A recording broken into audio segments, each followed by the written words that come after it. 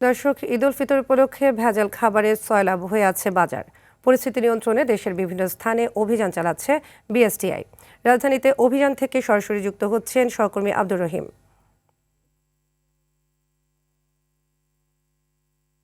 রহিম, BSTI এর অভিযানের সর্বশেষ তথ্য আমাদের জানাবেন।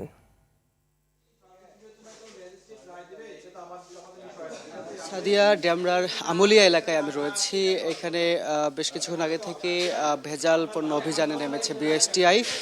আমরা কিছুক্ষণ আগে গিয়েছিলাম একটি ভেজাল সাবান কারখানায়। সেখানে একটি কারখানায় 2 থেকে 3 ধরনের সাবান তারা তৈরি করছে, এবং বর্তমানে আমি যে কারখানাটিতে রয়েছি এটি পারফেক্ট নামে একটি কারখানা, যেই কারখানাটি প্রায় 7 থেকে 8 ধরনের প্রসাধনী তৈরি করে, বিশেষভাবে টয়লেট ক্লিনার থেকে শুরু করে হ্যান্ড মশার কয়েল এবং হুইল ডিটারজেন্ট পাউডার থেকে শুরু করে প্রায় 10 থেকে 15 ধরনের তারা পণ্য তৈরি করে, এবং বিএসটিআই সেখানে অভিযান করছে। এবং একটি বিল্ডিংয়ের 3 তলা পুরোটাই তাদের কারখানা, এবং এখানে বিপুল পরিমাণ ভেজাল পণ্য মজুত রয়েছে।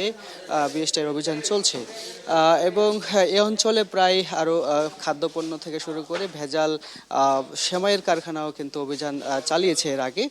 আমরা দেখেছি যে এই অঞ্চলে বিপুল পরিমাণে কিন্তু ভেজাল কারখানা এবং ভেজাল পণ্য তারা বিএসটিআই বের করেছে, যাদের কোনোটারই অনুমোদন নেই, এবং কারো কোনো ল্যাব টেস্টের মাধ্যমে কোনো পরীক্ষাগার নেই। তারা ইচ্ছে মতো নিজেদের মতো করে যেই ভেজাল পণ্যগুলো উৎপাদন করছে।